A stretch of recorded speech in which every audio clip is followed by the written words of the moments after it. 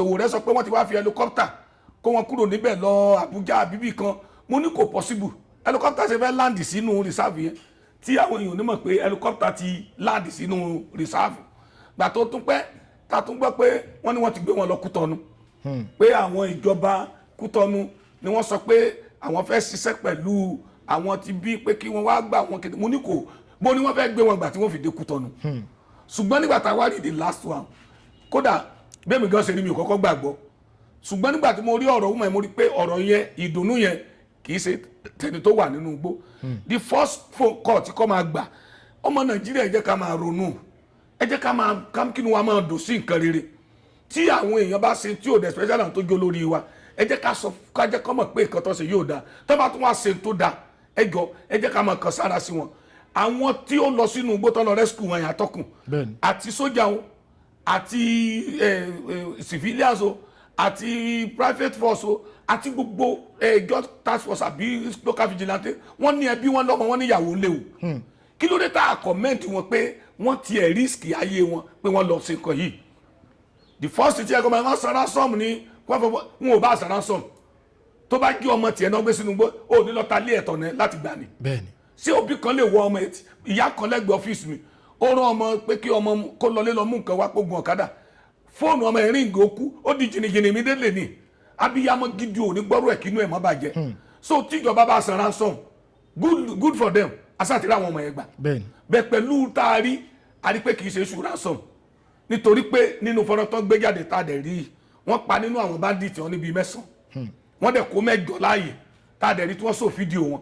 ò lè san ransom fún wọn kí wọ́n arrest wọn kí wọ́n pa wọn in everything Nigeria they must politicize it kò sí tí ó ṣẹlẹ̀ ní orílẹ̀-èdè Nàìjíríà yìí tí wọ́n ò ní fòṣèlú sí Seyi Makinde gbé àwọn ìgbésẹ̀ kan táwọn èèyàn fẹ́ mọ́ wà suspicious about him àwọn èèyàn believe pé ọwọ́ Seyi ò mọ́ ọkàn rẹ̀ ò mọ́ maybe because of his political win kìíní kan báyìí tó ń blow ẹ̀ bóyá òun gan ò gẹ́ ìta rẹ̀ mọ́ because there are some things you do táyé àròrò kúrò sí ẹ nígbà tí Sunday Igboho gbé fọ́nrán jáde pé àwọn ti close mọ́ àwọn ọmọ yẹn àwọn dẹ̀ ti rí i pé àwọn ti fẹ́ débi tí wọ́n wà pé lágbára Ọlọ́run àwọn ò ní pẹ́ kó àwọn ọmọ ẹ̀ jáde mo rò pọ́sẹ̀ tó kọjá nìyẹn bẹ́ẹ̀ni tẹ́ bá wo fọ́nrán yẹn ọjọ́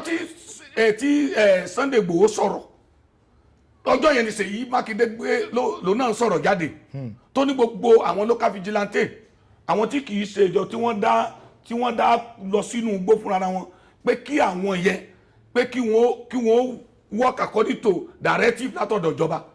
pé nǹkan má dá nǹkan ṣe fúnra wọn ẹ gbọ́dọ̀ statement yẹn ẹni tó fi ilé àtọ̀ náà sílẹ̀ Sunday Igboho ní òun fi more than 1 million naira ra epo lójoojúmọ́ ìnọ́dá fún gbogbo mọ́tò tí wọ́n fi ń àtọ̀kadà tó fi fún gbogbo bẹ̀yẹn now instead kò commend wọn pé thank God for good news tá a gbọ́ látọ̀dọ̀ àwọn yìí ó ní pé ẹ̀yin private security ẹ̀yin tó ẹ pẹ́ ilẹ̀ ránra yín lọ ẹ rìn pẹ̀lú àṣẹ ìjọba ni ẹ má ṣe bó ṣe wù yín nínú igbó ṣé wọ́n máa control ẹni tó wọnú agéjù ni ṣebí ẹni tó wọnú igbó ló mọ ibi tí ó gbà lọ then lẹ́yìn ìyẹn ó tún gbé press statement kan jáde pé òun declare fún presidency ní ìrọ̀lẹ́ èní ọjọ́ kejì wọ́n wá kidnap àwọn èèyàn ṣé kidnap and plan kidnapping for 2 days ni the news I heard yesterday makes me happy from Borno State our gallant soldier kill about 120 bandits yesterday that mean pé new equipment tí chief of army staff tó kó fún wọn yẹn ó ti ní effect and now look at Nigeria for you tí mo sọ pé gbogbo wa tá à ń gbọ́ wúra wa báyìí ẹ jẹ́ ká fi settlement èdè sílẹ̀ let us face the reality now wọ́n fún chief of army staff wọ́n kó new equipment ó launch new equipment ó wá sọ pé òun sọ direct public fún gbogbo àgbáyé ní press release pé ẹ má dúró de ọ̀dà mọ́ I think you heard that tẹ́ ẹ bá ti wọnú forest anybody tẹ́ ẹ bá ti rí ẹ máa pa wọ́n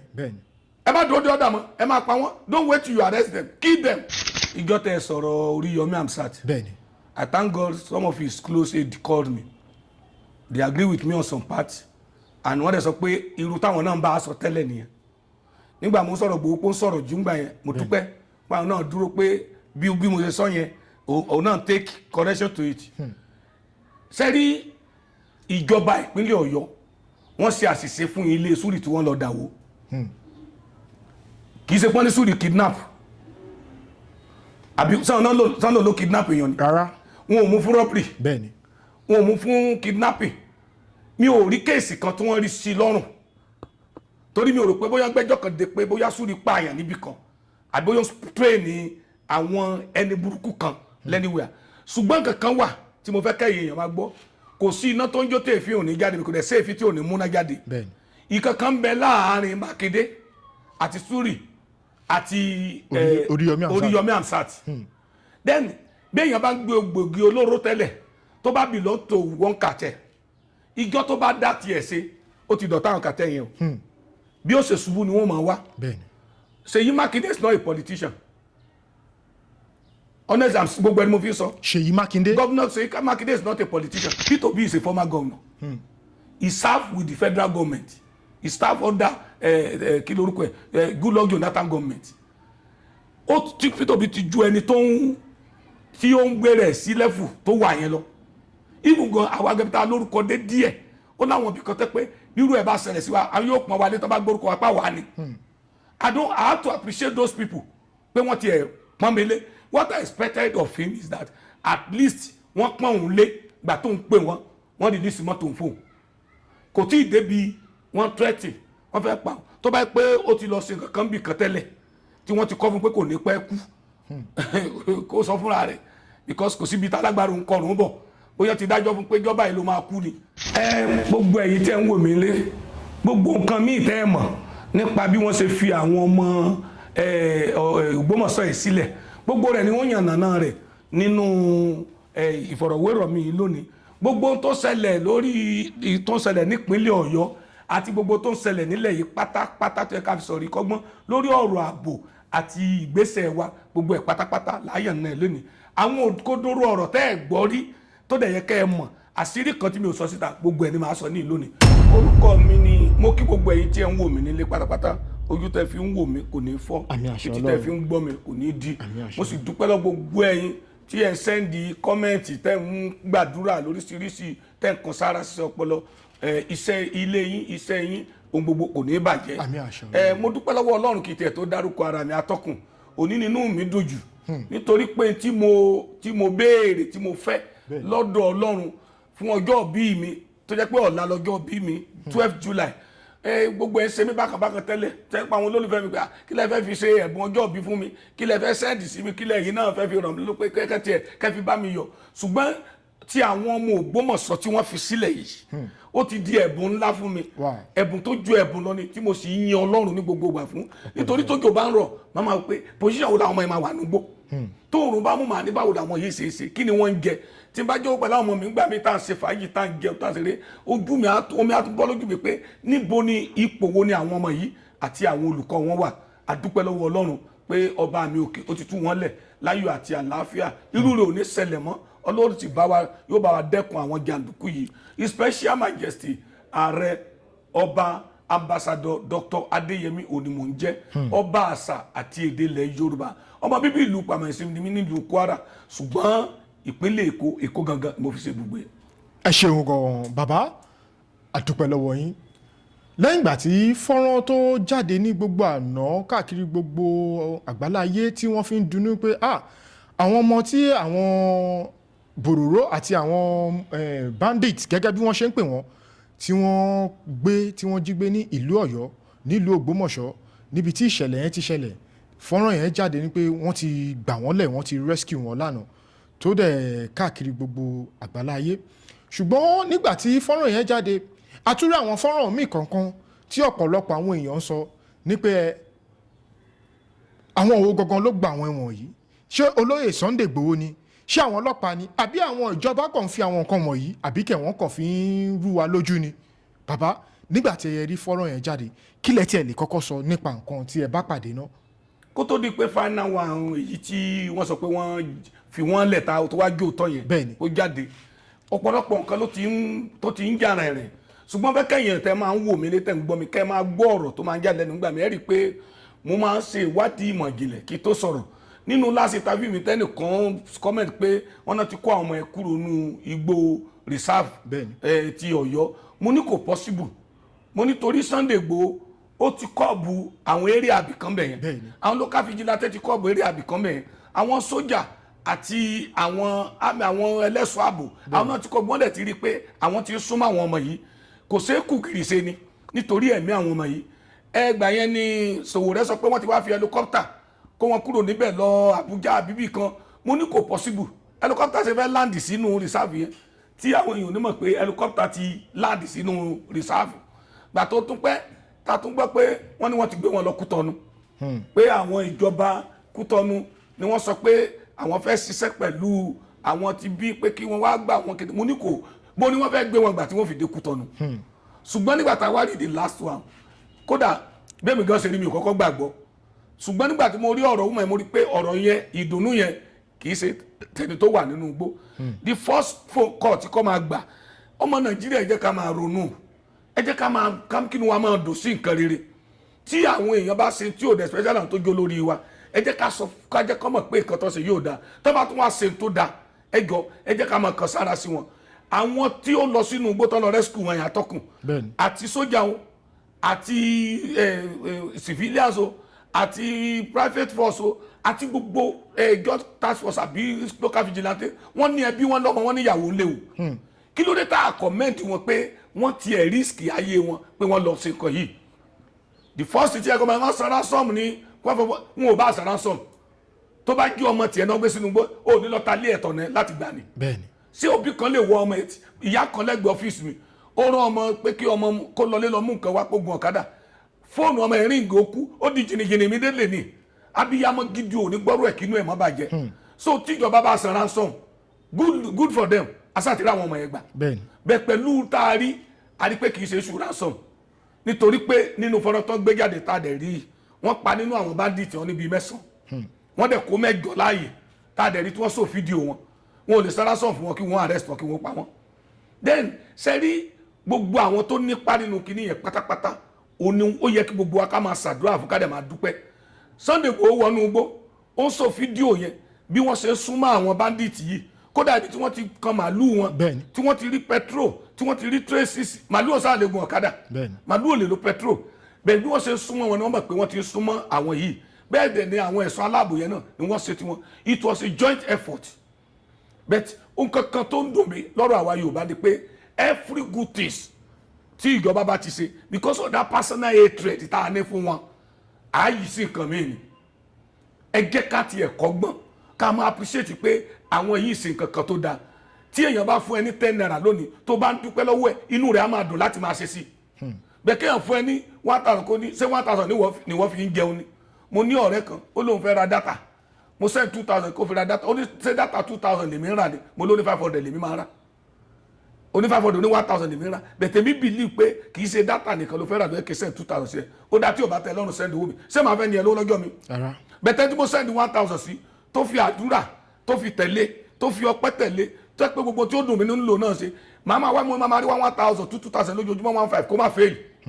tí ìjọba bá ṣe nǹkan ẹ̀yin tẹ́ ń wò wá ẹ̀yin tẹ́ ń gbọ́ wá ẹ tún educate àwọn tó kù pé kí wọ́n máa appreciate tí ìjọba ṣe mo máa ń dira fèètì ńgbà mi tí kan bá ń lọ lẹ́ni yìí mo wo fọ́nrán kan lórí ayélujára tí ọmọ Ìgbò kan tó so gbogbo ọ̀nà tí ìjọba yìí ṣe ní east ó wá sọ fún àwọn ẹ̀ pé pẹ̀lú gbogbo tẹ́ni yìí ṣe yìí kódà kó tiẹ̀ ṣe tí ẹ jẹ́ ká sì dúpẹ́ rere kan tó ṣe náà so the rescue is joint effort ọlọ́pàá ò claim pé àwọn nìkan ni sójú ò claim pé àwọn nìkan ni and when the government and what do you call it commissioner of police àti AIG gan tó dúpẹ́ lọ́dọ̀ àwọn yẹn ó ní pẹ̀lú ìrànlọ́wọ́ àwọn local vigilante àti ìfọwọ́sowọ́pọ̀ àwọn èèyàn tó pọ̀ òun ló fi ṣeé ṣe a dúpẹ́ pé wọ́n dé láyọ̀ àtàlàáfíà. ọpẹ́ ni fọ́lọ́run ọpẹ́ ni fọ́lọ́run ọpẹ́ ni fọ́lọ́run bàbá ẹ ṣeun gan bí ẹ ṣe bá wà yànnà náà yẹn lẹ́yìn ìgbà tí fọ́nrán yìí náà tú jáde ọ̀pọ̀lọpọ̀ àwọn èèyàn sọ pé oníkálukú ń sọ pé kó dúpẹ́ lọ́wọ́ ààrẹ Bọ́lá Ahmed Tinubu fún iṣẹ́ akitiyan tí wọ́n ṣe lórí bí àwọn ọmọ yìí ṣe jáde ṣùgbọ́n a tún wá rí pé àwọn kan náà tún jáde tí wọ́n tún sọ̀rọ̀ pé ṣebí ibi tí ìṣẹ̀lẹ̀ yìí ti ṣẹlẹ̀ ìlú Ọ̀yọ́ ni wọ́n dẹ̀ ní gómìnà ń bẹ̀ kàkà tó yẹ kí wọ́n gbóríyìn fún gómìnà tó ṣiṣẹ́ gangan ó sì jẹ́ pé ààrẹ Bọ́lá Ahmed kankan ni wọ́n gbóríyìn fún ní pé ìtumọ̀ pé ààrẹ Bọ́lá Ahmed Tinubu àwọn ló ṣakitiyan tí àwọn ọmọ ìfi jáde ń pé kò ń ṣọwọ́ Seyi Makinde ń pé ṣé kò ń ṣe pé kíní yìí ti ń jọ ọ̀rọ̀ political things in tó fẹ́ fi máa everything bá in wọn jẹ. Nigeria Bẹ́ẹ̀ni. in everything in Nigeria they must politicize it. Kò sí tí ó ṣẹlẹ̀ ní orílẹ̀-èdè Nàìjíríà yìí tí wọn ò ní fòṣèlú sí. Seyi Makinde gbé àwọn ìgbésẹ̀ kan táwọn èèyàn fi fẹ́ mú wà suspicious about him. Àwọn èèyàn believe pé ọwọ́ Seyi ò mọ́ ọkàn rẹ̀ ò mọ́. Maybe because of his political wind kìíní kan báyìí tó ń blow ẹ̀ bóyá òun gan ò gẹ́ ìta rẹ̀ mọ́ because there are some things you do táyé àròrò kúrò sí ẹ. Nígbà tí Sunday Igboho gbé fọ́nrán jáde pé àwọn ti close mọ́ àwọn ọmọ yẹn àwọn dẹ̀ ti rí i pé àwọn ti fẹ́ débi tí wọ́n wà pé lágbára Ọlọ́run àwọn ò ní pẹ́ kó àwọn ọmọ ẹ jáde mo rò pọ́sẹ̀ tó kọjá nìyẹn. Bẹ́ẹ̀ni. Tẹ́ bá wo fọ́nrán yẹn ọjọ́ tí Sunday Igboho sọ̀rọ̀ ọjọ́ yẹn ni Seyi Makinde gbé ló náà sọ̀rọ̀ jáde tó ní gbogbo àwọn local vigilante àwọn tí kì í ṣe ìjọ tí wọ́n dá lọ sínú igbó fúnra wọn pé kí àwọn yẹn pé kí wọ́n work according to directive látọ̀dọ̀ ìjọba pé nǹkan má dá nǹkan ṣe fúnra wọn. Ẹ gbọ́dọ̀ statement yẹn ẹni tó fi lé àtọ̀ náà sílẹ̀ Sunday Igboho ní òun fi more than 1 million naira ra epo lójoojúmọ́ ìnọ́dá fún gbogbo mọ́tò tí wọ́n fi ń àtọ̀kadà tó fi fún gbogbo bẹ̀yẹn. Now instead kò commend wọn pé thank God for good news tá a gbọ́ látọ̀dọ̀ àwọn yìí ó ní pé ẹ̀yin private security ẹ̀ tó ẹ pẹ́ ilẹ̀ ránra yín lọ ẹ rìn pẹ̀lú àṣẹ ìjọba ni ẹ má ṣe bó ṣe wù yín nínú igbó ṣé wọ́n máa control ẹni tó wọnú agéjù ni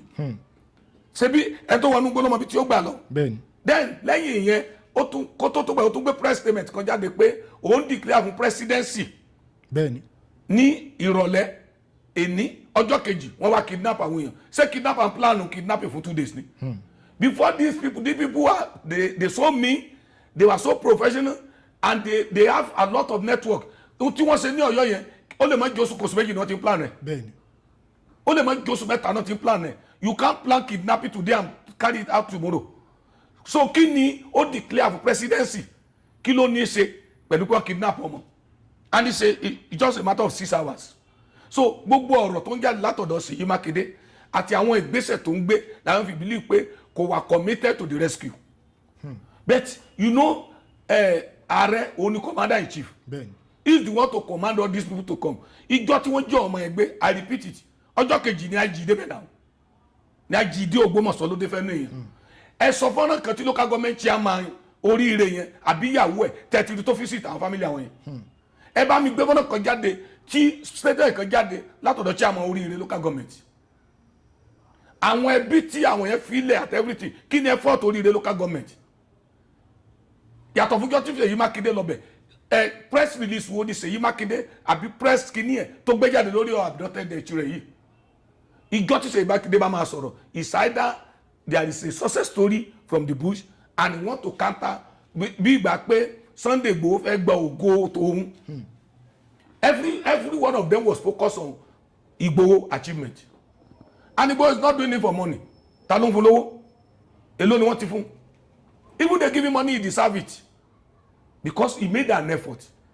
Àwọn other side náà tán pariwo ó suit screen ó ṣe kíní kan ṣé script tó suit báyìí ṣe àrí ìtumọ̀ script tó suit ni. But the only advice I give to government àwọn ọmọ yẹn ti kúrò nínú igbó àwọn nìkan ni nǹkan tá à ń bẹ̀rù nínú igbó kí nǹkan bá ṣẹlẹ̀ sí.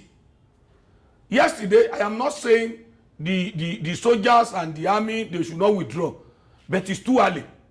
Mi ò expect kí wọ́n lọ báyìí lọ lánàá yẹn bí wọ́n ṣe wá gbòòrò yẹn bóyá èmi nígbàgbọ́ pé àwọn set tó rescue wọn yẹn wọ́n ní kàn lọ sinmi ni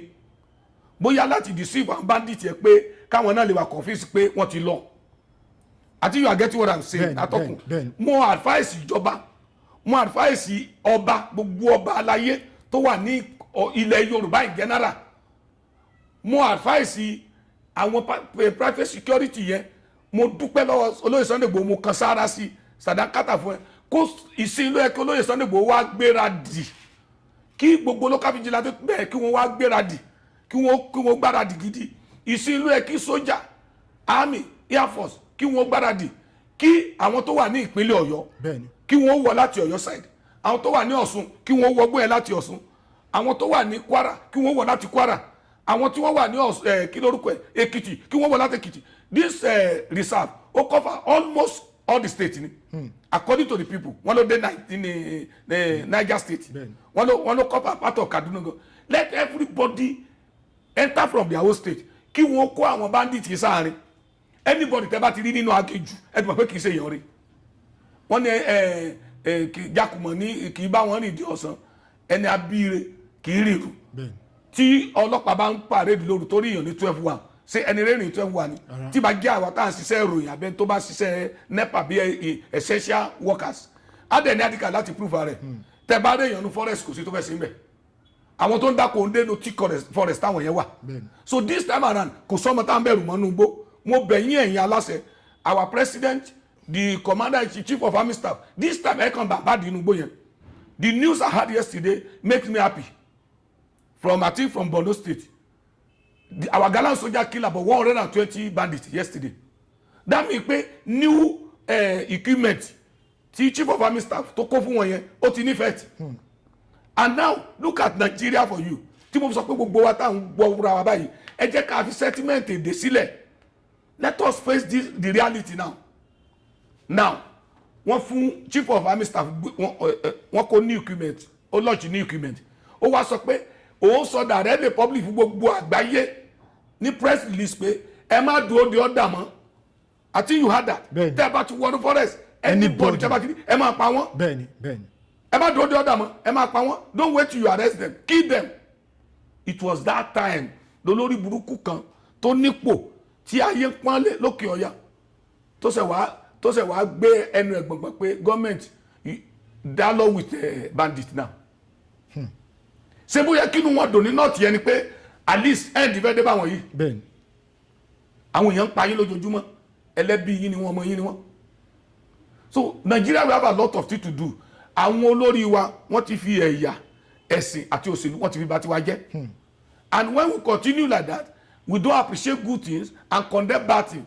tí ẹnìkan bá ti súnmọ́ wọn bó bá ṣe tí ò dáa kò ṣe tí ò dáa o gbogbo tó bá ṣe ló good èyí tó jọ̀ta wọn kó máa pín let me tell you one thing today tí ààrẹ Bọ́lá Ahmed Tinubu bá ní ká máa fún ilé kọ̀ọ̀kan ní mọ́tò kọ̀ọ̀kan àti 1 million àwọn kò sì tún máa ṣépè fún. bẹ́ẹ̀ni and nothing kìnnì kan ọ̀tá ẹni ń pòdù ọ̀yà ní Yorùbá máa sọ bọ́ọ̀rọ̀ Nàìjíríà sì rí nìyẹn I think at this level tá a wà we should forget sentiment religion tribes and other things and let's work together in peace. wow ẹ ṣeun gan baba Sheikh Gumi níbo ló máa fojú sí torí a ti rí fọ́nrán oríṣiríṣi tí Sheikh Gumi tó jẹ́ pé òun ló ń wọnú igbó tó lọ ń bá àwọn bandits tó lọ ń bá wọn sọ̀rọ̀ bàbá ṣé ẹ rí pé Sheikh Gumi gangan ó pẹ̀lú àwọn èèyàn tó ń gbàbọ̀dè fún wa ní ìlú yìí àbí báwo lẹ ṣe rí sísà. This is what I said ní tí mo sọ ló sì tẹ́ padà sí yìí ní tí mo sọ lè ti padà sí sí even the government know that Sheikh Gumi is a problem to them but that problem of religion ethnicity politics and that is olomba ti wá jẹ́. Let me give you an example let's put Gumi in a side nígbà tí America release sponsor of bandit ṣebí Rabiu Kakaso wà nínú orúkọ tí wọ́n release bẹ́ẹ̀ni ṣebí Rabiu Kakaso tó fẹ́ jẹ vice president Nigeria sí bẹ́ẹ̀ni tí ìjọba Tinubu arrest Rabiu Kakaso wọ́n nítorí pé ó fẹ́ compete against Tinubu ni bẹ́ẹ̀ni if they name Atiku today as one of the sponsors of bandit tí ìjọba Tinubu arrest Atiku wọ́n nítorí pé ó fẹ́ takàn pẹ̀lú Tinubu ni bẹ́ẹ̀ni if Tinubu order DSS to arrest Gumi today Nigeria will be on rest till the next 3-4 years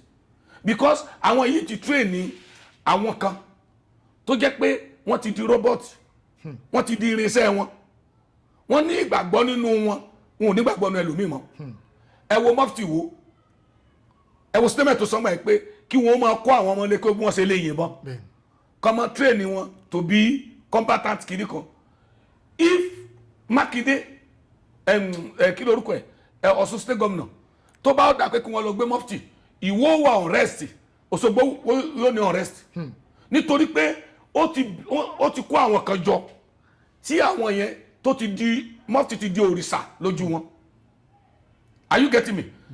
Gumi ní àwọn supporters àwọn tó ń train Islamic fanatics tí wọ́n ju millions lọ tó jẹ́ pé wọ́n believe nínú Gumi but this is public something kì í ṣe tá gbọ́dọ̀ sọ síta èmi ní ìgbàgbọ́ nínú ààrẹ Bọ́lá Ahmed Tinubu pé ó mọ tó lè ṣe fúru Gumi bẹ̀ tó ń dúró dàsìkò kan ni. bàbá ẹ jẹ́ kí n béèrè ìbéèrè yìí lọ́wọ́ yín tó bá yẹ pé ẹ̀yin gangan ni ààrẹ Bọ́lá Ahmed Tinubu lọ́wọ́lọ́wọ́ kí lẹ̀yin rò pé ẹ lè fi kọ́ ìyẹ́ Sheikh Gumi kí lẹ rò pé ẹ lè ṣe gangan. ó tí mo lè fi kán ìyẹn rẹ̀ náà ni tí ààrẹ ṣe lọ́wọ́ sí ó ṣe ní ọmọ náà àrán sí náà ni ṣé bí òun kọ́ ló sọ pé kọ́ máa lọ mọ́ gbà ọ́ dà mọ́. bẹ́ẹ̀ni. ìkan ara nǹkan tó ń finish àwọn Gumi àtàwọn sponsor yẹn nìyẹn ẹ wo wọ́n ti tó fún wa ní wàhálà this platinum àbíkínà porúkọ lithium àbíkínà porúkọ kíní yẹn tí wọ́n discover ní ibẹ̀ yẹn àwọn kíkọ́ people kan ni wọ́n ń wa kíní tí wọ́n sponsor bandit now àti ní company factory méjì ṣe tí federal government ti ṣe tó jẹ́ pé wọ́n produce kíní yìí now understand it's that government that is mining it it's government that is processing it they are now sending it abroad so àwọn tó rí kíní yìí wà tẹ́lẹ̀ so ọmọ bóyá Gumi wà nù wọn gbogbo àwọn mọ́làtàn lówó èyí bólórùpọ̀ ti lówó ìfúgan láwọn Yorùbá láwọn Ìgbò ara wa ṣebí forest wa ní Ogun State ni wọ́n ti mú foreigners Ìgbò Yorùbá tó ti mú wọn nínú igbó tó yẹ pé ohun tí wọ́n produce ń bẹ̀ ohun tó ń ba yé àwọn ọmọ jẹ́ ni are you getting me? àwọn kan wà tí wọ́n ń jẹ nínú ìbàjẹ́ yìí if I had to be in the position as at now tí president ń rò lọ́kàn rẹ̀ pé I want to go for second time kò lè sẹ́nitì fún Gumi because the opposition was looking for anything tí keg of gunpowder tí ààrẹ jókòó lé lórí yẹn tí wọ́n fi sáná sí and any little mistake tó bá ṣe é sí wọ́n sáná bọ̀ ìmídìí tó bá ti gbé Gumi wọ́n ló gbé religion kìíní àwọn mo ti gbàgbé orúkọ máa kan ní Kaduna Zaria side lọ́dún yẹn láyé ó ti pẹ́ ó dàbí pé láyé Abdulsalam Abubakar gan ni wàhálà yẹn ti bẹ̀rẹ̀ tí wọ́n gbóhùn àtìyàwó ẹ̀ ń gbà yẹn ẹ wo arrest tó ṣẹlẹ̀ ní Kaduna gbà yẹn kó tó di pé wọ́n wá gbogbo kìíní yẹn die down máa yẹn fanatic kan ni and all these people tẹ́ rí yìí all these Muslim clergies they always impart many things on their followers tẹ́ pé bí Ọlọ́run ni wọ́n jẹ́ ohun tí wọ́n bá ti sọ ni I went to coordinate an affair a program lọ́jọ́ fún àwọn Al-Usman Islamic Society ní Èkó bíbá yìí wọ́n pe gbajúgbajà oníwàásí àgbáyé kan tó lórúkọ nílẹ̀ Yorùbá yìí mi ò ní dárúkọ wọn tó ní bá ti dárúkọ àwọn èèyàn àtàkì mi ìjọ tí mo sọ ti Wàsíù oríṣiríṣi ni wọ́n sọ fún mi left and right mi ò fẹ́ wàhálà látọ̀dọ̀ anybody ìyẹn wá ọdún yẹn ọ̀sẹ̀ yẹn òní Adéwálé Àyùbá sọ pé òun ò ṣe Muslim mọ́ kó di Christian and this thing just came out on news and other things bàbá yẹn gba microphone bàbá oníwàásí gba microphone lókè if I am not the MC that day bóyá tá a sọ kọ́ làbá máa sọ ẹ mọ̀ pé personality yẹn náà ó máa ń control many things bàbá yẹn wá gba máa ìgbà tó ń ṣe wá sí lọ ní gbogbo ẹni tẹ́ ń gbọ́ mi lé mo mọ̀ ríròyìn kan lónìí mo ládéwálé Àyùbá wọn ló ń di kiri yó ọmọ àlè ọmọ amọ̀rú òkè tá a lọ amọ̀rú wọn tó tá a ṣe fún amọ̀rú kíní kàdúrà àtàgbà kó tó lè débi ó dé òwò àgòkè tán olófẹsẹ̀ Islam ńlẹ̀ ẹ̀yin ọ̀yàn mi ò wọ́n ní kiri ó ní gbogbo bí ẹ bá ti ládéwálé Àyùbá ẹ lẹ́nìgbò ẹ lẹ́nìkùtà ẹ sápa ẹ mọ ìgò rere ṣe ẹ dàgbò rẹ rú sọ̀nkò ó ti incite wọn. nǹkan tá a fa ìsọ nìyẹn. yes and these people their mentality is one way. So bó ti sọ yẹn ẹni bàbá ti ládéwálé Àyùbá ohun tí wọ́n ṣe nìyẹn lóòótọ́ immediately tí bàbá yẹn kọ́ọ̀tì wá sí tí mo fẹ́ mọ̀ pàwé sórí àti mo ṣe agbẹ́mọ̀ pé bàbá fi ọ̀rọ̀ wọn ṣe àwàdà ní o ẹ má attack Adéwálé Àyùbá everybody ló ní choice fún religion kìíní ẹ̀ èmi tí mo ń bá yín tọ́kùn ètò Christian ni mi ẹni tí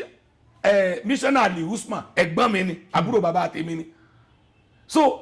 nílùú tí wọ́n ti bí èmi especially nílẹ̀ Yorùbá yìí àwọn òkíà nínú ilé kan Christian àwa ń bẹ abọ̀rìṣà àwa ń bẹ Muslim àwa ń bẹ àjọ máa jẹ àjọ máa jọ máa sọdún ni don't turn us to another fanatic like those people tí wọn ò ní rest lọ́dọ̀ wọn ariwo sọ níta bàbá tó ní Ali Usman gangan ó wá dìde ó wá gba máìkì lọ́wọ́ mi pé àfa àfisẹ́rẹ́ ni ẹ má lẹ Àyùbá lókúta o ẹ má lẹ ń go if I didn't use the courage to talk that day I am telling you àwọn ìyẹn ti wà nínú àwọn tó tún mọ ẹ train àwọn ẹlòmígbé bí ti rí Àyùbá àfa wa ni pé ká máa lẹ lókúta tó dẹ̀ máa wà títí láì yóò dẹ̀ máa lọ ni so they impart most of the problem we have in Nigeria today is from the religious leaders pastor mi á ṣe wàásù mi àwọn pastor kan wọ́n ti gbé kinní kan sínú àwọn tó ń sìn lọ́dọ̀ wọn débi pé tán bá rí èèyàn tó wọ aṣọ funfun èṣù ni bẹ́ẹ̀ni pásítọ̀ wọn dẹ̀ ń wọ aṣọ funfun tó fi ń gbàdúrà fún wọn because àwọn pásítọ̀ yẹn nínú most of the Pentecostal kinní kan yẹn náà àwọn náà ni tí wọ́n fi pamọ́ tó ẹ pé ọ̀dọ̀ aláṣọ fún ni wọ́n ti lọ ń gbà lóru bẹ́ẹ̀ni ó ní ẹgbẹ́ tí wọ́n jọ wà bẹ́ẹ̀ni wọ́n believe pé tí ọmọ ìjọ àwọn mẹ́nọ̀dẹ̀ tọmọ ìjọ bá lọ́bẹ̀ táwọn ẹ̀ bá rí fíṣàn tó ráwọn òkè rí fíṣàn àṣírí àtú the same thing ni some Muslim cleric gbé sínú àwọn tó wà lọ́dọ̀ wọn so a ti fi ẹ̀sìn àti bíbá meditate jẹ the president will be cautious because òun náà fẹ́ kí ìlú ó dàrú mọ́ lójú kò sí bàbá kan tó fẹ́ kọ́ mọ̀ òun kú o bẹ́ẹ̀ni kò sí bí ọmọ ẹ ṣe wicked tó kò sí bí ọmọ ẹ ṣe bad tó ó fẹ́ kí nǹkan ṣe o bẹ́ẹ̀ni ọmọ tó ń ṣe jágbàjàgbà káàkiri ìgboro tó bá gbọ́ kankan fẹ́ ṣe wà fara ya ni o so níbẹ̀ yẹn there is nothing the president can do much. ẹ ṣeun gan bàbá nígbà tí wọ́n ti wá kó àwọn ọmọ yìí jáde bàbá kí lẹ lérò pé kí ni ohun tí ìjọba kí ló yẹ kí wọ́n ṣe fún àwọn ọmọ yìí torí àtúntún rí àwọn fọ́rọ̀ kọ̀ọ̀kan nísìn tí wọ́n sọ pé for now gbogbo nǹkan tó bá jọmọ́ bí ìwé títí àwọn ọmọ kéékèèké yẹn tó máa fi pé bí ọmọ ọdún 10 tó máa fi pé ọmọ ọdún 11 above 15 years òun ni kí wọ́n ṣẹ̀bẹ̀rẹ̀ sí lọ léèwé àtúntún rí àwọn fọ́nrán ẹ̀ bẹ́ẹ̀ kí lẹ lérò pé àwọn ọmọ yìí gangan kí lẹ fi pé kí ni kí ìjọba ṣe fún wọn àti principal màmá ẹ̀ torí gbogbo fídíò tarí aṣọ kan tí ó wà lọ́rùn màmá ẹ̀ látìgbà tí wọ́n ti kidnap wọn títí tí wọ́n fi wọ́n lẹ̀ aṣọ kan yẹn náà ló wà lọ́rùn wọn wọ́n dẹ̀ lò 56 days nínú igbó kí lẹ lérò pé kí ni kí ìjọba kí wọ́n ṣe fún àwọn ọmọ yìí àti ìyá yìí. ṣé ajínigbé máa ń sọ fún yàn pé mo fẹ́ wá jẹ ẹgbẹ́ ni tí wàá fi páàkì aṣọ ẹ̀ abẹ́tọ́ ọlọ́pàá fẹ́ mú nlé ṣé yóò kẹ́ extra cloth lọ sẹ́ẹ̀lì ni ajá tó rọlé ẹkùn tó bọ̀ lọ́rọ̀ wọn I knew we have some responsible human being in government gbogbo wọn náà kọ́ ló bad ló stupid bẹ́ẹ̀ni as of now wọn ò lè sí nílé wọn bẹ́ẹ̀ni wọ́n á gbé wọn lọ sí teaching hospitals ni tí wọ́n á fún treatment tí wọ́n fi wọ́n síbì kan tí wọ́n máa jẹun tó dáa tí wọ́n á fi recover then their education should be taken care of by the Oyo State government. Oyo State government gbọ́dọ̀ make sure pé at least ìyà tí wọ́n jẹ yẹn wọ́n jẹ ìyà fún orílẹ̀-èdè wọ́n jẹ ìyà fún tán jìyà fún gbogbo wa ni. Wọ́n ti open eye wa lórí kankan because bí ìgbà pé èèyàn lọ tó fẹ̀mí ara ẹ̀ sílẹ̀ fún kankan ni. Ẹni tó lọ rú ẹ̀ tó padà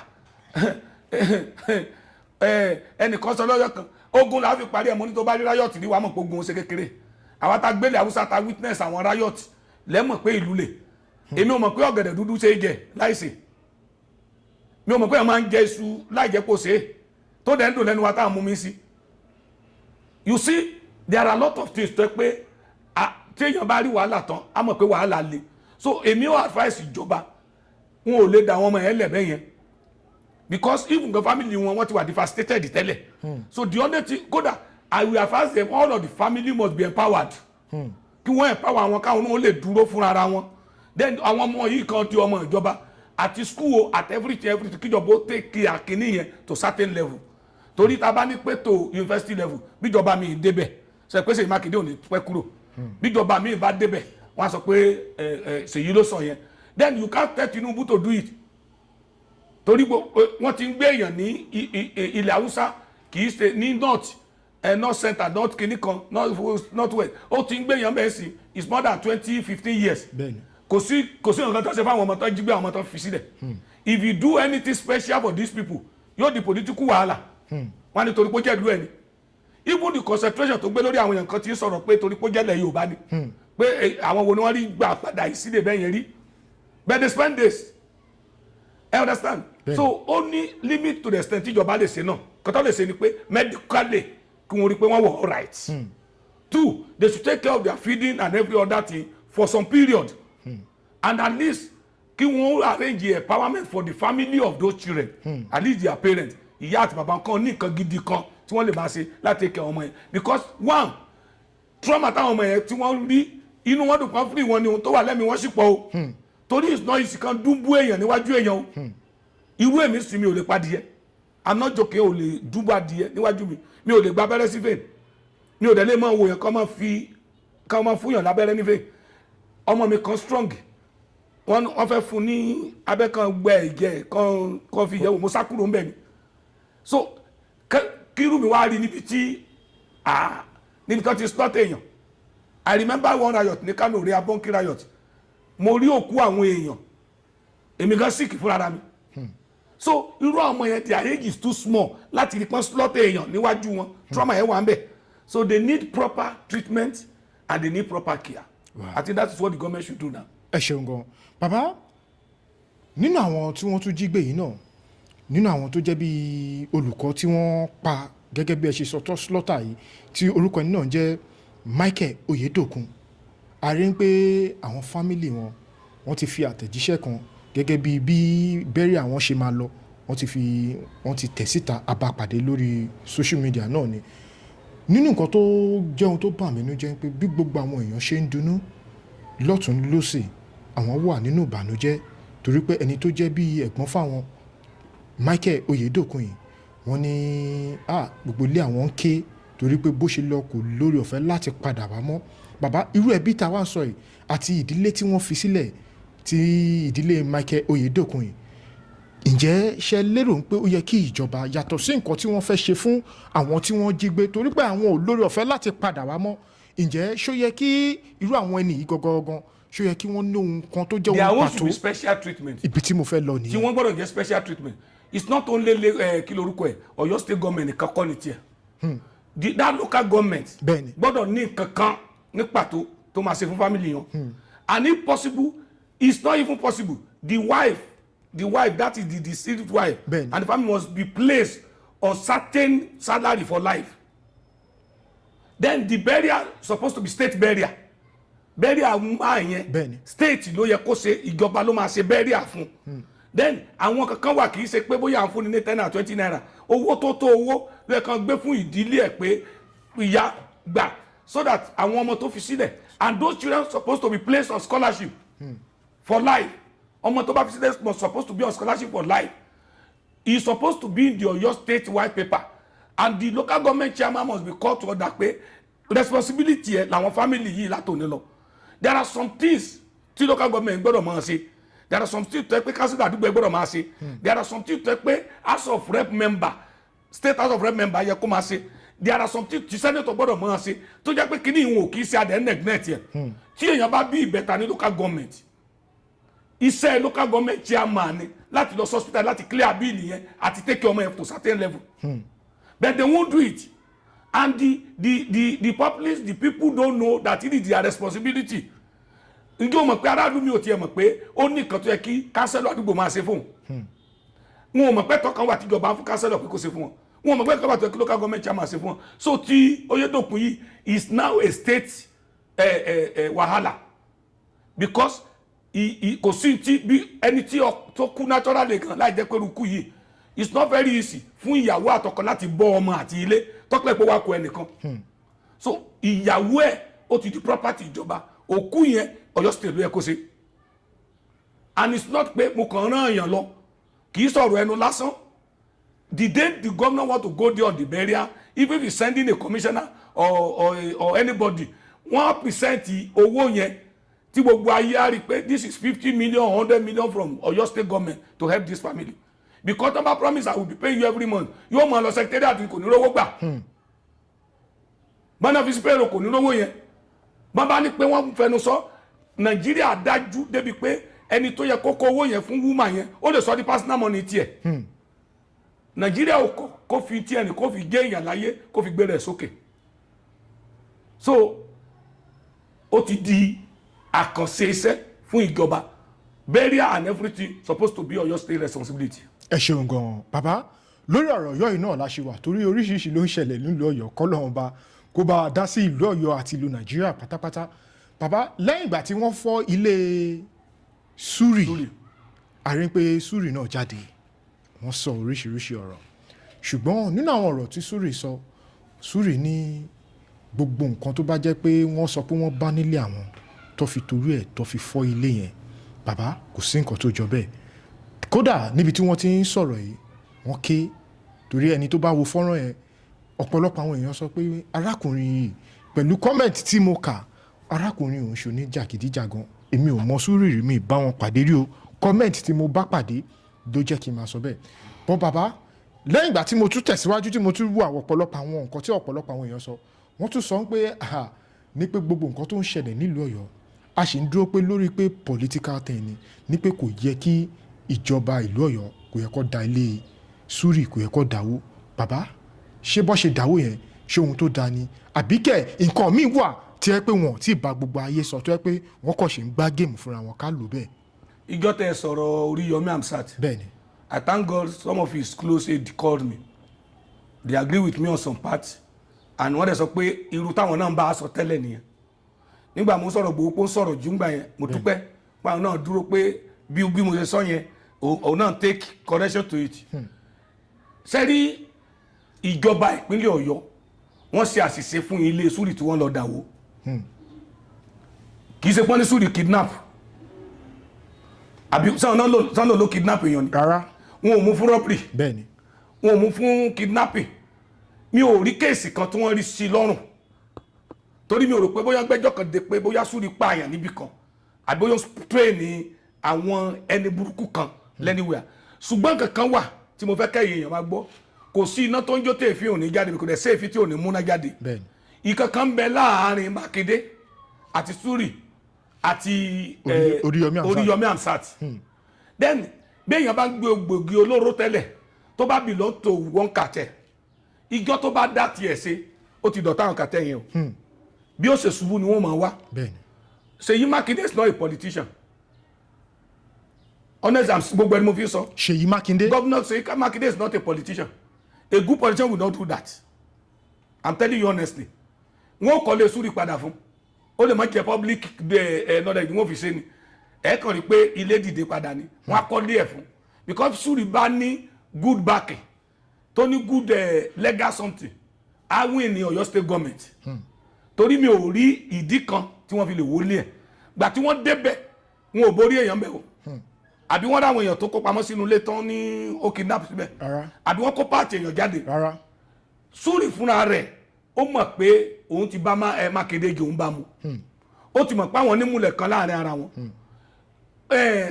Makinde àti Oríyọmí pàdé ni wọ́n ní láti ilẹ̀ kan tó di pé ó di gómìnà láti bẹ̀rẹ̀.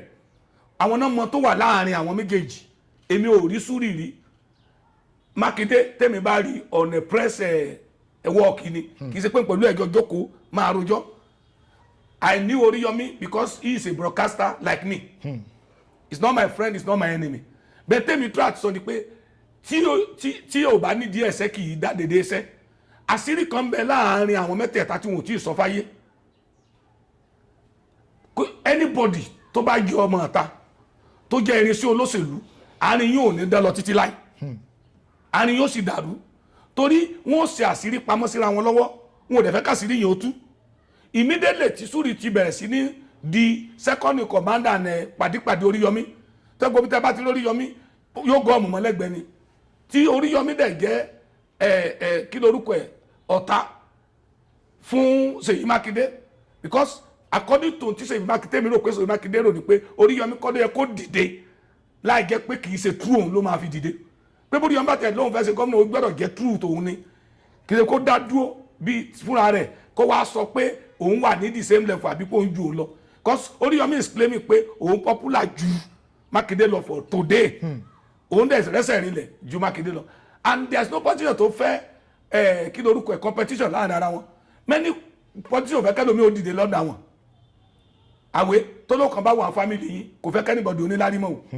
kẹ́ máa gbà kẹ́ máa tọrọ lọ́dọ̀ ẹ̀ ni o kò fẹ́ kẹ́nìbọ̀dì so Súrì his case is a different thing Ọ̀yọ́ state government don't have any legal right to demolish ilé ẹ̀ èyí tí Edo state governor tó ń demolish aráàlú support ẹ̀ nítorí pé is either they attack to kidnapping drug kìíní kan arm something ìtàn ṣe tó hàn tí gbogbo ayé rí pé kan báyìí ni wọ́n ṣe ni tí àwọn agbófinró dẹ̀ mú wọn bí wọ́n bá ti máa wọlé Súrì ó yẹ kí wọ́n rí mú náà ó yẹ kàn declare wọ́n tẹ̀ kí wọ́n rí mú kí wọ́n establish pé commit abominable offence kan you can't just say you are looking for somebody today ó dẹ̀ pé caterpillar lọ́lẹ̀ lọ́ọ́ kejì lọ́wọ́ and I don't think there is any power tó ní agbára lọ demolish ilé èèyàn láì jẹ́ pé ó ní legal backing Ọ̀yọ́ kí lórúkọ ẹ̀ Edo state governor kò kàn ní jí lọ́jọ́ kejì kó lọ demolish ilé wọ́n mú kidnapper wọ́n bá àwọn tán kidnap nínú ilé yẹn ibẹ̀ ni wọ́n ń lò ní la kidnapper yẹn lò wọ́n kó ammunition jáde ńbẹ̀ wọ́n kó àwọn èèyàn tí wọ́n ti kidnap jáde ńbẹ̀ wọ́n kó party wọ́n kó gbogbo ẹ̀ tó bá dì wọ́n rí shrine wọ́n everything ńbẹ̀ wọ́n demolish only moral justification because it's a threat to the community bẹ́ẹ̀ ni Suri ò tí ní anything against the community I'm sorry I don't know Suri but Ọ̀yọ́ state government akọ́lé ẹ̀ padà fún mi kò ní ìdìpọ́n lọ àwọn èèyàn náà ya dèdè rìn lọ́yọ̀ọ́ náà àwọn èèyàn ti mọ bá Makinde sọ̀rọ̀ pé tó ṣe yìí ó dàbí kéèsì kí lorúkọ ẹgbẹ́ yẹn Yínká Ayéfẹ́lẹ́ tí wọ́n lọ wó radio station ṣé wọn ò kọ́ radio station padà fún mi ẹ gbàgbé pé ibi position ti Ayéfẹ́lẹ́ wà but àwọn èèyàn ló lọ sọ gómìnà pé you overdo it ọ̀nà jẹ kíní kan jẹ ni àwọn nọ́mọ tó wà láàrin wọn gbà yẹn bẹ́ẹ̀ they will solve it ẹ ló ń sun ẹkún ta ni ó rí irú ilé yẹn tí wọ́n kódà ìjọba tẹ̀ tó ràn lọ́wọ́ sábà tí ẹ bá kó mọ́tò ẹ̀ jáde wọ́n bá kó àwọn kankan jáde ńbẹ̀ ẹ wo wọ́n á kọ́lé ẹ̀ padà fún o. ẹ ṣeun gan-an bàbá ẹ má bínú pé mo tún fẹ́ padà lọ sórí ọ̀rọ̀ kidnapping yẹn nígbà tí fọ́nrán yẹn jáde tí ọ̀pọ̀lọpọ̀ àwọn èèyàn ń dunnú ọ̀pọ̀lọpọ̀ àwọn èèyàn tún sọ pé a ní láti gbóríyìn fún àwọn èèyàn tí wọ́n jáde tí wọ́n fi platform wọn tí wọ́n fi pariwo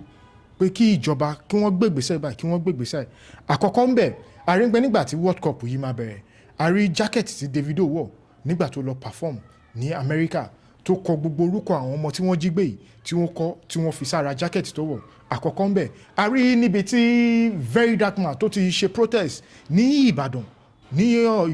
tó káàkiri tó pariwo àríbì kọ̀ọ̀kan náà tí Sowore náà ti sọ̀rọ̀ nípa ọ̀rọ̀ kidnapping àti ọ̀pọ̀lọpọ̀ àwọn tó jẹ́ eléré orí ìtàgé ti Yorùbá tí wọ́n jáde tí wọ́n sọ̀rọ̀ tí wọ́n fi platform wọn tí wọ́n sọ̀rọ̀ ṣùgbọ́n ibi tí mò ń lọ gangan ni pé nígbà tí wọ́n rescue àwọn ọmọ yìí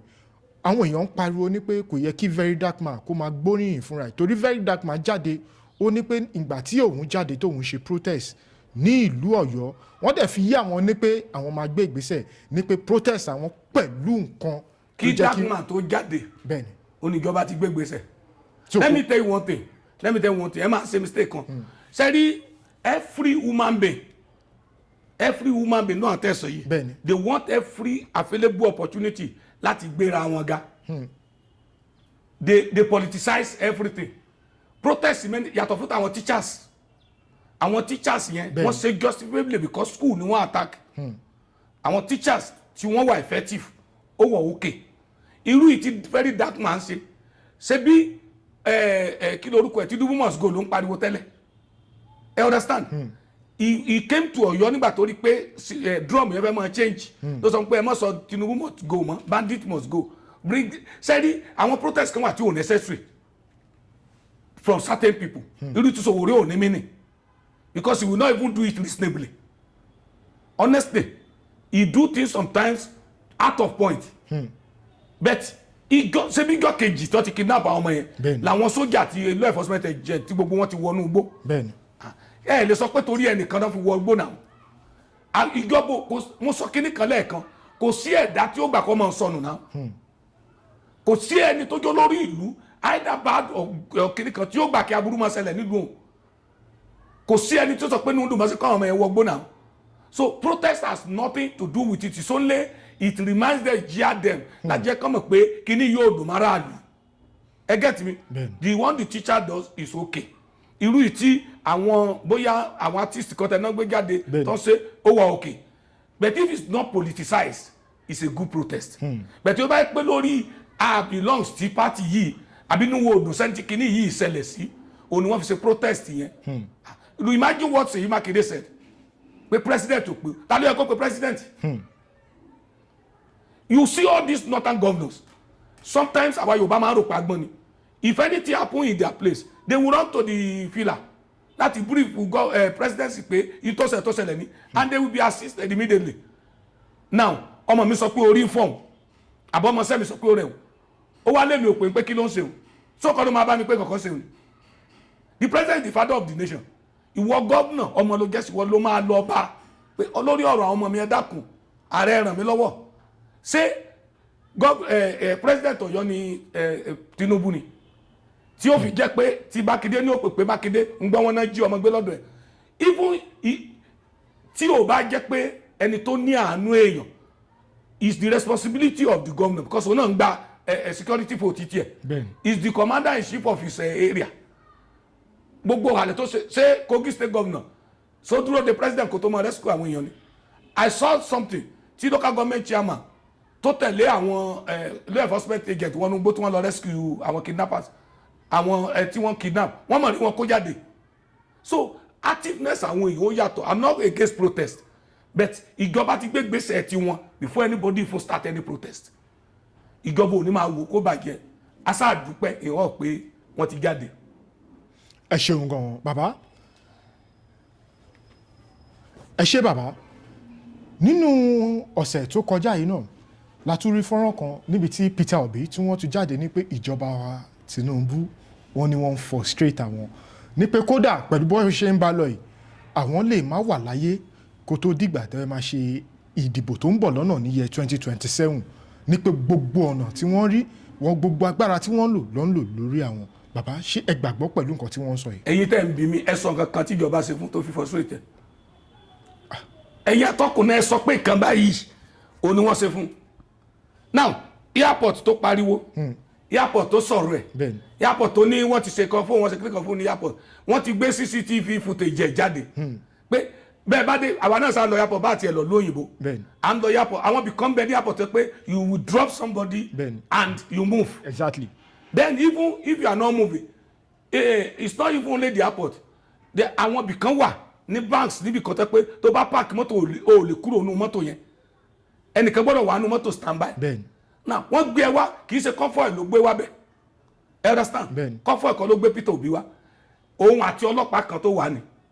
àwọn èèyàn ò dẹ̀ rí pé Peter Obi ló sọ̀kalẹ̀ ńbẹ̀ he left the vehicle and went inside to the airport ó lọ ṣe kankan ọlọ́pàá tó tẹ̀lé náà fi mọ́tò ó lẹ̀ lọ àwọn èèyàn dẹ̀ ń wò pé mọ́tò yìí ó yẹ kẹ́nìkan wà nú ẹ̀ then nínú òfin ibẹ̀ yẹn ó tún yẹ kán fún èèyàn ní fáìnì ni ọlọ́pàá yẹn tó padà wá ó tún mú tó fẹ́ mú bẹ̀ ó tún padà lọ ń orí then the next thing they have to do ni pé n tó yẹ káwọn ṣe ni pé káwọn ó fi galagala ti mọ́tò yẹn tó àti ẹni tó ní bá dé àwọn ó lè mú ẹni yẹn yóò san fine which is normal talẹ́ni yìí tó san fine lọ́jọ́ yẹn tó ń pariwo gan there is one Nigeria náà tó ní wọn san fine ní airport tó park mọ́tò lẹ̀ tó san fine so n tí mo fẹ́ sọ in honest ni pé is under the law ìkan tí wọ́n ṣe wọ́n dẹ̀ fún respect kò yẹ kó tiẹ̀ mú any press jáde torí immediately tọ́lọ́pàá lọ sọ pé wọ́n ti ṣe báyìí sí mọ́tò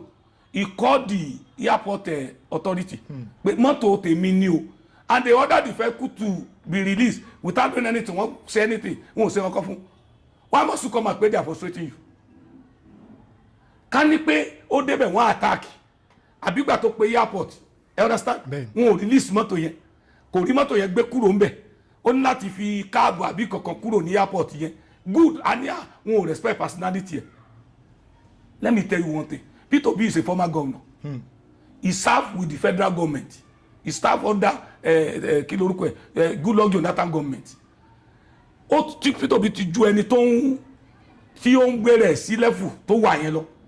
even gan àwọn agbẹ́bíta lórúkọ dé díẹ̀ ó láwọn ibì kan tẹ́ pé bírú ẹ̀ bá ṣẹlẹ̀ sí wa àwọn yóò pọn wálé tó bá gbórúkọ wa pa wà ní. I have to appreciate those people pé wọ́n ti ẹ̀ pọ́n mi lé what I expected of him is that at least wọ́n pọ́n òun lé gbà tó ń pè wọ́n release mọ́tò òun fóun kò tí ì débi wọ́n threaten wọ́n fẹ́ pa tó bá pé ó ti lọ ṣe nǹkan bí kan tẹ́lẹ̀ tí wọ́n ti kọ́ fún pé kò ní pẹ́ kú kó sọ fúnra rẹ̀ because kò síbi tálágbára òun kọrùn bọ̀ bóyá ti dájọ́ fún pé ìjọba yìí ló máa kú ni bẹ́ẹ̀ mímọ̀ pé kò sí kú lójú ẹ̀ kò sẹ́ni tí ó kú nínú gbogbo wa. àmì àṣẹ Ọlọ́run ẹ ṣeun gan bàbá pẹ̀lú ọ̀pọ̀lọpọ̀ àwọn ọ̀rọ̀ tí ẹ ti wá bá a sọ yìí àwọn mi gẹ́gẹ́ bí orúkọ tí ẹ ní àti gẹ́gẹ́ bí pé a rí pé nígbà tí ẹ bá sọ̀rọ̀ a máa rí ọ̀pọ̀lọpọ̀ àwọn ènìyàn tó yẹ pé àwọn tẹ bá sọ̀rọ̀ ni pé ẹ jẹ́ kẹ́ ṣe báyìí kẹ́ ṣe báyìí kẹ́ ṣe báyìí a rí pé lẹ́yìn tí fọ́nrán yìí bá jáde tí wọ́n bá wò ọ̀pọ̀lọpọ̀ àwọn ẹni tẹ bá sọ fún yìí wọ́n máa ń gbé ìgbésẹ̀ àwa rí tó dà pé wọ́n máa ń gbóhùn yín dáadáa láṣẹ fẹ́ kẹ́ bá wa sọ̀rọ̀ yìí bàbá láàrin bíi oṣù tí a bẹ̀rẹ̀ títí di wákàtí tí a wà yìí a ti ń rí àwọn nǹkan kan tí ó yẹ pé bí àwọn ọlọ́pàá kọ̀ọ̀kan ṣe máa ń ṣe lọ́nà bóyá tí wọ́n bá fẹ́ arrest ni a ti ń rí ọ̀pọ̀lọpọ̀ àwọn èèyàn dẹ̀ ń fi fọ́nrán oríṣiríṣi wọ́n fi ń jáde bàbá dìwé bí àwọn ọlọ́pàá bí wọ́n ṣe ń harass aráàlú ó jẹ́ ohun tó yẹ pé yes ó bà nǹkan jẹ́ kò ń ṣe gbogbo wọn o à ń rí àwọn kan tó yẹ pé wọ́n ṣe kínní pẹ̀lú pé àwọn wà professional a máa rí àwọn kan náà tó yẹ pé wọ́n ń wà díẹ̀ káàtó bàbá tá bá ní ká bẹ̀rẹ̀ sí ń sọ ó pọ̀ lóríṣiríṣi láti bẹ̀rẹ̀ oṣù a lè sọ ìyá àwọn èyí tó yẹ pé ó ti ń ṣẹlẹ̀ tẹ́lẹ̀ bàbá mo kàn fẹ́ kẹ́kọ̀ọ́ bá wọn fún àwọn tó jẹ́ pé àwọn ọ̀gá agbófinró kẹ́ bá fún wọn ní mẹ́sẹ̀gì gẹ́gẹ́ bí àti àwọn nǹkan tẹ̀yìn náà ti rí kí lẹ lè rí sọ sí lórí àwọn nǹkan wọn. One, I really appreciate the present IG tani bẹ́ẹ̀nsì ẹ kàn sára sí ẹ rí i pé tí fọ́nrán bíi mẹ́wàá bá jáde it will take action on at least 6 or 8 immediately. Immediately fọ́nrán yẹn bá ti jáde that means pé wọ́n follow wa wọ́n mọ̀ tó ṣẹlẹ̀ I have a follower he's a good friend Super Balogun ní Gando police station lẹ́kọ̀ọ́ bí he has called me this morning ó máa ń tẹ̀lé mi bọ́mbà tó bọ́mbà ni this is a type of policeman tí wọ́n bá sọ fún yín pé ẹ rí Super Balogun lójú títì máa fàyè mi búra he will never go to the road láti extort èèyàn nígbà yẹn sars bí wọ́n ṣe gburugburu fáwọn ọlọ́pàá tó tí wọ́n jó Gando police station àwọn èèyàn protect ẹni àtàwọn ọlọ́pàá kan because àwọn ọlọ́pàá kan wà tí wọ́n jí ọlọ́pàá irú ẹ̀ ní IG ta ní ìsìn because IG tó wà nígbà tó wà lẹ́kọ̀ọ́ náà gbogbo ala close ma mọ bó ṣe wà press friendly bó ṣe máa handle èèyàn sí tó ẹ̀dẹ̀ lè gbé kéèsì débẹ̀ kó mọ̀ wá díẹ̀ délẹ̀ ẹ̀ rí i pé tí fọ́nà bá ti jáde sí immediately within a tickle on the hour lẹ́ẹ̀ rí i pé PRO máa gbé jáde pé wọ́n ti arrest ẹni yìí o mo wò kan láàárọ̀ yìí bí o tẹ̀ tí wò tán kan tí mo fi rí i pé wọ́n ti gbé tó ń gba owó lọ́dọ̀ tó ń ka owó tó gbà lọ́dọ̀ tó ń charge wọn ni bring money for 5 litre how much is 5 litre 6,000 one price ẹ̀ dé 3,000 àwọn náà ń lọ sòkú àwọn sẹ́ńbọ̀ ni owó tuntun táwọn pa ń bí òkú gan tó kú 2,000 lọ́wọ́ wọn ni wọ́n kà fún tó dẹ̀ ń kà under camera tí ó mọ̀ pé wọ́n fídíò ṣe rí technology ti débi kan débi pé fóònù ẹ o lè set ẹ sí camera mode tó yẹ pé fóònù ẹ ò dẹ̀ ní display pé òun record yẹn kò dẹ̀ dé taka ó dẹ̀ máa clear ẹlòmíì mú recording material sára ṣerú wa ni wọ́n dá dúró níbì kan táwọn bá ń sọ̀rọ̀ tí wọ́n ní mọ̀ pé gbogbo kan tó ń bá ń sọ náà record sílẹ̀ if you call me I will record your voice bá ti rí pé ó ti ń di nǹkan kan nítorí ọjọ́ ọ̀la but mo tún wá fẹ́ advice kì í ṣe IG òní problem wa ń gbà mí kì í ṣe area commander ní problem wa ń gbà mí even kan kì í ṣe DPO mi ní problem wa àwọn DPO kan wà tó le o tó yẹ pé return tó ní káwọn yẹn máa mú wá bí ìgbà kó sí supermarket ni o mo wà close mọ́ wọn gan ẹ rí i pé ẹlòmíì ò mọ̀ sí iṣẹ́ ṣẹ́ńtà nítorí ó níye tó gbọ́dọ̀ mú wá fún DPO ní ibi tó tiẹ̀ lọ yẹn admin tó ń post ó níye tó máa gbà ní ministry mi ò sọ gbogbo station o SO tó máa fi ẹsì kìíní oní tó fi settle SO tó rẹ́sì SO kì í jáde òní bàbá station ó dẹ̀ máa náwó owó gbọ́dọ̀ wá so most of the time DPO mi ń fa torí tó bá ti wà greedy tó like owó gi ẹ̀mí ara ẹ lọ ní most of the time pé ọ̀pọ̀ gẹ́ ọlọ́pàá nítorí owó tí ó fi máa dájọ́ lójoojúmọ́ owó tí ó máa takú tí ó máa daily money ni wọ́n bìí ní pé wọ́n máa rí níbi iṣẹ́ ọlọ́pàá wọ́n ti calculate ara pé ẹlòmíì ń wọ́ọ̀kì ara ẹ̀ pé kí wọ́n fi sí patrol ẹlòmíì ń wọ́ọ̀kì ara ẹ̀ tí ó ti ro ẹlòmíì dẹ̀ wà ní ọlọ́pàá sọ pé admin ló máa wà ó ní ṣiṣẹ́ ìta kọ́lọ́n kó bless o bẹ́ẹ̀ tí gbogbo àwọn olórí yẹn ní kẹ̀kẹ́ ká bá sọ̀rọ̀ máa sọ fáwọn èèyàn when you have problem when policeman stop you on the road bó o máa jí má gbé fóònù kó fẹ́ pé èèyàn ó lè gba fóònù ẹ̀ lọ́wọ́ kó súnmọ́ àṣẹ mọ́lẹ̀ bó bá dé station sorry ni wọ́n á ní kó sọ fún ẹ bó bá gbẹ́ ẹ létí I'm telling you honestly tábàlọ́ security bí wọ́n máa sọ fún wa pé don't argue with them follow them to the station má bá anybody sọ̀rọ̀ wá ẹnìkan tó ní star kan méjì sókè béèrè DPO DCO DTO béèrè SO wọ́n máa ń wà reasonable àwọn ọlọ́pàá tó bá ti ní ìràwọ̀ kan sí méjọ ti ní lọ́kàn pé àwọn ó di gíga ó difficult kó wọṣọ ọlọ́pàá ní recruit kó ló máa di commissioner o gẹ́ẹ̀tì tí mo sọ o ní wọṣọ ọlọ́pàá recruit kó ló fẹ́ di commissioner borí bá bẹ́ẹ̀ ṣe tó bá ń lọ course tó bá ń kàwé láàrin ẹ̀ o understand bẹ́ẹ̀ pé wọṣọ ọlọ́pàá recruit kó ló máa di commissioner bá náà fẹ́ promote ẹ̀ pátápátá bóyá di ASP kó fi retire fún ASP wàá yan ọlọ́run pé o kúrò ní ASP irú ẹni òòrò future he might decide kí n jẹ́ tí mo fẹ́ jẹ́ sí ni bẹ́ẹ̀ tí tó lọ police college tó wọlé as a ASP one star yóò máa gbàdúrà kó di IG a fi ọgbọ́n a fi kún tiẹ̀ so mo advice gbogbo mo commend ẹ̀yin commissioners AIG IG ẹ̀yin area commander bí ẹ ṣe ń gbé ìgbésẹ̀ tó yẹ pé bẹ́ẹ̀ ṣe ń rí fọ́nà yẹn lẹ̀ heart bẹ̀tà ọlọ́pàá kan ò tí ì gbọ́n náà ṣe bá rí kan tó ní mọ́ríkọ́dù bí tó na àwọn yẹn ṣe bọ́n gbé náà èyí tó ní pé anybody bó rẹ́kọ́dù ó pàṣẹ bí wọ́n gbé tó sọ public apology. So the people at the top they are trying but àwọn kan dá kan bẹ nínú rẹ̀ sọ pé to check them is not very easy but it's now our own duty káàná máa wá wo opportunity pé a ti lè record wọ́n ṣe káàná máa misbehave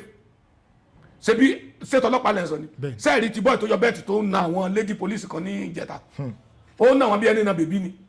àwọn obìnrin tó ń control traffic torí pé wọ́n dá dúró tó ní òun kanjú lọ bìkan ó dẹ̀ sọ̀kalẹ̀ ó dẹ̀ bẹ̀ sí nínà wọn tó bá gbèrú yẹn sí wọ́n á sọ another thing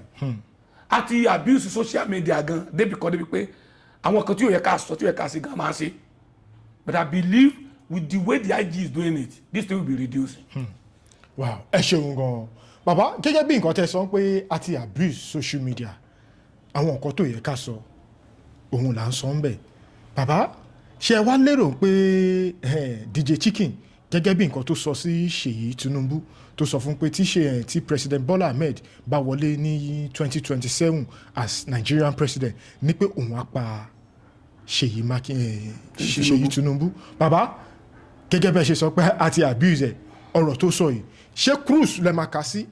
bẹ́ẹ̀ ṣe rí àbí ó mọ̀. DJ Chicken is stupid chicken ni lóòótọ́ sẹ́yìn lè sọ pé ó pa ẹ̀kọ́ fojú rere wo ni threat to life ni now ẹ gbàgbé èèyàn tí Seyi Tinubu jẹ́ èèyàn wo interview mi lórí Kwan1 ó dẹ̀ send message sí mi pé anywhere tí mo bá ti rí mi ò safe o mo dẹ̀ mú nọ́mbẹ̀ mo pé mo ní kí ló sọ ó ní kò ẹ kí sọrú ìyẹn fún kí ni mo ní wèrè nìyẹn Kwan1 ń jayé o tiẹ̀ ó ń gbádùn ó mọ̀ pé tá a sọ òótọ́ ni ìwọ tó kàn fọ́lù ẹ̀ tó gbà tẹ́ńkọ̀bọ̀ lọ́wọ́ ẹ̀ rí ẹni lọ ṣe tó ṣiṣẹ́ owó tó ṣe gbogbo ẹ̀ tó ló ń bá yẹ Kwan1 jẹ́ lé ní òun náà 1 million lágbo ẹ̀ so bá yẹ ara ẹ̀ jẹ́ àbò bá yẹ Kwan1 jẹ́ so I was so surprised pé nígbà tí wọ́n gbé DJ Chicken mo rẹ́ nìkan tó ń comment online tó sọ pé wọ́n gbé gbogbo Nàìjíríà tó bá yá is it good? Everybody has the kí lorúkọ ẹ̀ constitutional right láti lọ sí any position political position ní Nàìjíríà. You have the right to contest for presidency. You have the right to be anything. So kí ni ẹ̀ṣẹ̀ tí Seyi Tinubu ṣẹ̀ wọ́n pé bàbá ẹ̀ jẹ́ president ó wá bàbá ẹ̀ bá wọlé 2027 ó pa ṣé wọ́n lè ní wọ́n pọ̀ ọmọ ẹ̀ kí wọ́n má lọ gbé èèyàn ni èyí á sọ pé wọ́n pọ̀ ọmọ mi ò ní lọ fọlọ́pàá gbé mi délé tó bá threat mi kó máa pa mí máa fọlọ́pàá gbé ẹni threat tó láyẹ̀ ẹ̀ lè sọ pé sọ lásán àmọ́ tí ó jẹ tẹ́lẹ̀ kú àmẹ́ni tó rán pé kó sọrú ẹ̀ náà mo ní abuse social media if not you will imagine somebody wake up in the morning and president wèrè olórí burúkú kírúburú adé tán bá pìkì irú ẹ̀ can you do it in advanced country so lè ṣe nílùú òyìnbó ni am gbogbo kan tí Nàìjíríà bá ti ní opportunity la máa sí lò everything I mentioned something the other day mo ń sọ lọ lẹ́ni náà mo ní àwa Nàìjíríà wà so daft many of us wọ́n bí ní gbogbo tó ẹ̀kan ṣe láyé president ló gbọ́dọ̀ ṣe fáwọn did you know that your senator is collecting within 2 to 5 billion naira as constituency allowance on your name tó yẹ kó fi empower àwọn aráàlú ẹ̀ tó yẹ kó fi ṣe ọ̀nà tó yẹ kó fi ṣe transformer tó yẹ kó fi ṣe iná tó yẹ kó fi empower artisans tó yẹ kó fi tún ìlú ṣe bí mo rí ní ẹ wo John Faleke mi ò rí lójú ẹ lọ sí Ìkẹjà àfọ kórópè tó wà ní Ìkẹjà 70% kórópè tó wà ní Ìkẹjà Faleke orúkọ Faleke lè máa rí lórúkọ ẹ níbẹ̀ almost 70% of Marwa tẹ̀rí ní Ìkẹjà Faleke lè máa rí empowered by Faleke with constituency allowance so nìkan ló ń gbà ní. ẹ wo House of Rep kan ní Ọ̀ṣun state lọ́dún yẹn tó kó 50 kórópè 20 bọ̀ tó kó gbọ́ ẹ̀jáde ọ̀kadà everything tó ẹ̀ pàwọ̀ èèyàn ó lọ sọ fún wọn pé ní ayé ìjọba tó kọjá 500 million náà fún àwọn per quarter as constituency allowance bẹ́ẹ̀ ní ayé Tinubu 1 billion òní House of Rep ń gbà 2 billion to 5 billion òní senator ń gbà what is the effect on the people tí wọ́n ń gúrù lé lórí the local government chairman is collecting within 300 to 450 million every month kí ni wọ́n ṣe ládùúgbò ẹ̀ your House of Rep member ní state wọ́n gba constituency allowance láti ran àdúgbò lọ́wọ́ ó wá kọ́ bíríìjì onípàkọ́ ẹ̀ wá ń pàtẹ́wọ́ fún èèyàn gba 160 million ó kọ́ bíríìjì onípákó ó ṣe bọ́wọ́ 250,000 ẹ̀ ń pàtẹ́wọ́ fún then you now go and give him chieftaincy title àtúlùṣe àbábàdú jẹ́ ló yẹ kó fi ṣe. We have the power now of the social media ó yẹ ká fi àtáàkì àwọn tó yẹ ká àtáàkì ni. Let me tell you one thing. An average American will never mention Trump name. Kò sí tó kọ́ pẹ̀lú Trump. Ẹni tó kàn ó ní kí lorúkọ ẹ̀ ti ń jẹ́ mayor àdúgbò wọn. Toró ti believe pé Trump ti ṣe tó yẹ kó ṣe fún mayor. Mayor ní problem òun ló yẹ kó bá sọ̀rọ̀. Many people kò mọ kásẹ̀lú ẹ̀ o. Ọ̀pọ̀ òmọ̀chí kò mórúkọ local government chairman kò tiẹ̀ rírí. Are you getting me? But the only person tí wọ́n rántí láyé ó ní Tinubu bó bá sọ̀rọ̀ sí ìyàwó ẹ̀gàn tí ó gbà fún ẹ Tinubu ní òjò gbà. So wà á ti sí social media digo chicken àbíkílẹ̀ pé ẹjọ́ mọ̀ chicken ara rẹ̀ kẹ́lòmí náà fi sàríkọ́gbọ́n is not the best ẹ jẹ́ ká respect ẹ tó bá yẹ ká respect. Ẹ ṣeun gan bàbá láti parí gbogbo ohun tí a ti ń sọ ó ní ìṣẹ̀lẹ̀ kan tó ṣẹlẹ̀ nínú ọ̀sẹ̀ tó kọjá yìí tí a rí Sam Larry pẹ̀lú bouncer ẹ̀ tí wọ́n ní ìjàmbá ọkọ̀ tó yẹ pé bí ìjàmbá ọkọ̀ náà ṣe ṣẹlẹ̀ bouncer ẹ̀ dolóògbé lẹ́sẹ̀kẹsẹ̀ kí Ọlọ́run ọba kó bá táwọn sẹ́fẹ́fẹ́ rí àwọn tó fi sílẹ̀ kí àwọn náà má kúkú ọwọ́wọ́ kíkú náà má di ikú ọwọ́wọ́ fún gbogbo ẹnikẹ́ni nínú wa bàbá ṣùgbọ́n nígbà tí ìṣẹ̀lẹ̀ yẹn ṣẹlẹ̀ a rí oríṣiríṣi comment àwọn èèyàn tí ọ̀pọ̀lọpọ̀ àwọn èèyàn ń dunnú ní pé bí Sam Larry yẹn bó ṣe ní accident yẹn kó má ṣe kí ni kó má padà wá mọ́ pé ibẹ̀ ni kó má gbà lọ a rí oríṣiríṣi tó àwọn èèyàn sọ ṣùgbọ́n ìbéèrè mi sí ni pé bàbá ǹjẹ́ bí èèyàn bá ti ẹ̀ṣẹ̀ gẹ́gẹ́ bí àwọn ọ̀pọ̀lọpọ̀ àwọn èèyàn ṣe sọ mí sọ pé wọ́n ṣẹ̀. nídìí àti fọ̀rọ̀ ẹ̀gùn olórí burúkú ló ń fi kú yọ ọ̀yàn you don't wish your partner to die. Bíbélì náà sọ pé a kò fẹ́ ikú ẹlẹ́ṣẹ̀ bí kò ṣe kó ronúpìwàdà you sure Sam Larry ti ẹ̀ṣẹ̀ ṣe bí tí wọ́n sọ ni it's not established anybody tó bá wish ikú fẹ́ lómi kì í ṣe èèyàn tó dá ẹ má jà fi kú yọ wa it's not an important issue tó yẹ ká discuss. bàbá kí n tó yọ̀ǹda yín pátápátá gẹ́gẹ́ bí nǹkan tí ẹ ṣàlàyé fún wa ni pé ọ̀la ojúmọ́ tó máa mọ́ wa lọ́la July 12 òun lọ́jọ́ òbí tí mo dẹ̀ mọ̀ pé gbogbo àwọn èèyàn tí wọ́n ń bẹ nílé àgàgà àwọn olólùfẹ́ yín tó yẹ pé wọn ò lórí ọ̀fẹ́ láti ta yín lọ́rẹ ṣùgbọ́n mo mọ̀ pé eléyìí á jẹ́ opportunity fún wọn láti ṣọwọ́ kúdúrú bàbá máa fẹ́ kí ẹ bá wa pé account number yín kí ẹ bá wa pé lẹ́kùnrẹ́rẹ́. mo tiẹ̀ lálàá pé mo ya fọ́tò pẹ̀lú fẹ́sà funfun lánàá mo ní bàbá sọ fẹ́sà yẹn kọ́kọ́ lẹ́fẹ́ àwọn. mo ní bóyá wo lólùfẹ́ mi kan ló fẹ́ sọ pé ọba o àsìkò tó kógun fẹ́sà báyìí July 12 ní birthday mi mo sì mọ̀ pé gbóyin lẹ fẹ́ràn mi ìwọ tó bá lọ́rẹ̀ tó fẹ́ ta mi bóyá ó pè ló fẹ́ fi ṣe àbí money point 806 7 470 806 7 470 yóò lọ ó pè àbí money point bá fẹ́ fi sí Adéyẹmí Prince Olúwafẹ́mi ló máa gbé jáde ọwọ́ tí àpò tẹ́ ti fẹ́ yọwó báńkì tẹ́ ti fẹ́ mú jáde gbogbo tẹ́ bá fẹ́ fún kò ní gbẹ àbùsí ni tómi òkun àbùsí ni tómi ọ̀sà ẹnìkan rí di òkun ẹnìkan rí di ọ̀sà ẹnìkan rí di ọmọ onígèlègèlè ayé ò ní rí di yín kò ní fẹ́ gba fún yín ló jẹjẹ mo dúpẹ́ in advance. ẹ ṣeun gan bàbá kí a tó parí gbogbo ohun tí a ti ń sọ yìí gbogbo iléeṣẹ́ FeelRightTV àníkàkíyín àníkàgẹ̀yìn pé àkú àlàjọ ọdún ẹ̀mí á ṣe púpọ̀ láyé ọdún tó ń bọ̀ inú ìdẹ̀ra inú owó inú àlàáfíà àìkú baálẹ̀ ọ̀rọ̀ inú ẹ̀lẹ́ ti máa ṣe lágbára àní fi ń ṣàwátì o àdúpẹ́ lọ́wọ́ yín. èmi náà dúpẹ́ lọ́wọ́ yín o ẹ ṣeun gan dúpẹ́ lọ́wọ́ yín èyí bá ṣe pọ̀ wá kò ní bàjẹ́ àṣeyọrí la máa ṣe.